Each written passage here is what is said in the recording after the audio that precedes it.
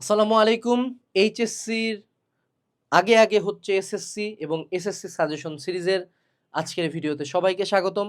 আজকে আমরা বাংলাদেশ ও বিশ্ব পরিচয়ের 10টা থেকে মাত্র 15টা টপিক নিয়ে কথা বলবো, যেগুলা পড়লে তুমি যেই বোর্ড থেকে পরীক্ষা দাও না কেন তুমি খাতা খুলে সৃজনশীল লিখতে পারবা। So brace yourself. সেই সাথে আমরা তোমাকে এটাও জানাবো যে তুমি কিভাবে বাংলাদেশ ও বিশ্ব পরিচয় পড়লে এবং পরীক্ষায় লিখলে বেস্ট আউটপুট পাবা। ঠিক আছে? সো চলো শুরু করা যাক। আমাদের এখানে অনেকগুলো চ্যাপ্টার অলরেডি বাদ হয়ে গেছে। আমাদের আছে স্বাধীন বাংলাদেশ, সৌরজগৎ ও ভূমণ্ডল, পারিবারিক কাঠামো, রাষ্ট্র নাগরিকতা আইন, অর্থনৈতিক নির্দেশক, জাতীয় সম্পদ ও অর্থনীতি। মানে পুরো চ্যাপ্টারটার নাম আর কি লিখি নাই, তুমি বুঝে নিবা। ওকে, এখন দেখো এগুলার মধ্যে কিছু চ্যাপ্টার আমি তোমাকে বলবো কিছু চ্যাপ্টার থেকে কোশ্চেন অ্যান্সার করতে, কিছু চ্যাপ্টার থেকে কোশ্চেন অ্যান্সার না করতে। প্রথমত স্বাধীন বাংলাদেশ, এই যে ইতিহাসের যে চ্যাপ্টার, এগুলা থেকে কখনো কোশ্চেন অ্যান্সার করবা না। অর্থাৎ এই চ্যাপ্টারটা থেকে কোশ্চেন অ্যান্সার করা অ্যাভয়েড করবা, কারণ টিচাররা কখনো নাম্বার দেয় না। দুইয়ে হলো সাল মুখস্থ করতে খবর খারাপ হয়ে যায়। This chapter is only for MCQ. দ্বিতীয় যেটা সৌরজগৎ ও ভূমণ্ডল, এটা একটা এসটিআর চ্যাপ্টার, এটা থেকে অবশ্যই অ্যান্সার করবা এবং এই চ্যাপ্টার থেকে অ্যান্সার করার সময় অবশ্যই চিত্র আর্ট করবা, যে চাঁদ কিভাবে পানি টানতেছে। ওই একটা চিত্র আছে না, ছোটবেলায় তো করছিলাম। এই যে মনে করো এদিকে জোয়ার হচ্ছে, এটা হলো আমার চাঁদ। হ্যাঁ, এটি হলো চাঁদ, এটি হলো পৃথিবী। হ্যাঁ, তো এটি হলো জোয়ার, এটি হলো ভাটা। এই ছবিগুলো আট করে দিবা, কিভাবে ষড় ঋতুর কারণে কিভাবে পৃথিবীর অবস্থান চেঞ্জ হচ্ছে, এটা যদি শুদ্ধ হয়। চিত্রগুলো আর্ট করবা, খুব মজা পাবা। এটা একটু কাইন্ড অফ সাইন্টিফিক্যাল একটা চ্যাপ্টার আর কি, যারা সায়েন্সের পোলাপান এই চ্যাপ্টারটা পড়ে মজা পাবা।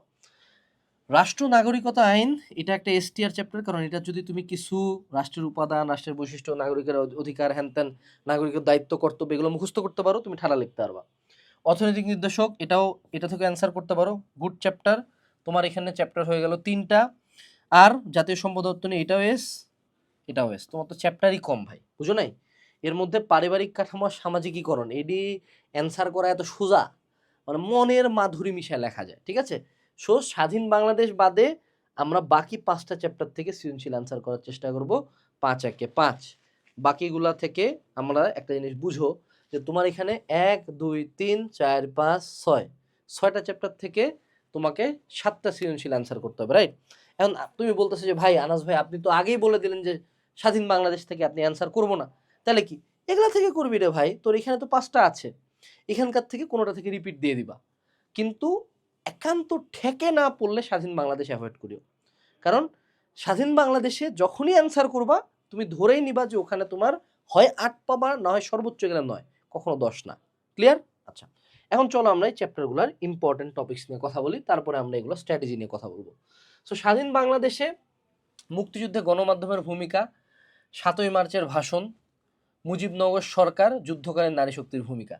এখানে আপাতত এবছর 7ই মার্চের ভাষণ থেকে ওরকম কিছুই আসবে না। সো তুমি বাকি 3টাতে একটু ফোকাস দিও। এর পরবর্তীতে পরিবারের কাঠামো, এই চ্যাপ্টার থেকে সামাজিকীকরণে গণমাধ্যমের ভূমিকা এবং সামাজিকীকরণ কি, কিভাবে হয়, এই কোশ্চেনটা আসে। একক ও যৌথ পরিবারের তুলনা। এর পরবর্তীতে যদি আমরা চলে আসি রাষ্ট্র নাগরিকতা ও আইন, রাষ্ট্রের 4টি উপাদানের বর্ণনা এবং রাষ্ট্রের প্রতি নাগরিকের দায়িত্ব। এই 2টা জিনিস থেকে majority of the time CQ আসে। বাংলাদেশ ও বিশ্ব পরিচয় সিকিউর ক্ষেত্রে মনে রাখবা যে এখানে সিকিউর উদ্দীপকগুলা নাম কাওয়াস্তে দেওয়া থাকে। মেজরিটি অফ দ্য টাইম টিচাররা খুঁজে যে তুমি বইয়ের ভাষায় ওই 4টা উপাদান লিখছো কিনা। ওই রাষ্ট্রের প্রতি নাগরিকের দায়িত্বের যে 10টা পয়েন্ট আছে বা 5টা পয়েন্ট আছে, ওর মধ্যে 3-4টা তোমার এখানে লেখা আছে কিনা। তুমি এখানে বাংলার মতো মনের মাধুরী মিশায় বানায় লিখবা, এটা কিন্তু সমীচীন না, এটা কিন্তু সাজেস্টেড না। ক্লিয়ার? আচ্ছা, এর পরবর্তীতে অর্থনৈতিক নির্দেশক, উন্নত উন্নয়নশীল অনুন্নত দেশের বিশ্লেষণ, বাংলাদেশের অর্থনীতি, কৃষি ও বনজ খাত। এই খাতটার ক্ষেত্রেও কিছু নাম্বারস মুখস্থ রাখবা।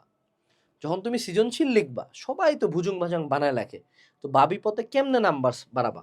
তুমি হলো এক হলো বুক ল্যাঙ্গুয়েজ, অর্থাৎ তুমি বইয়ের ভাষায় লিখতেছো। 2 হলো অ্যাড নাম্বারস অর ইয়ার্স।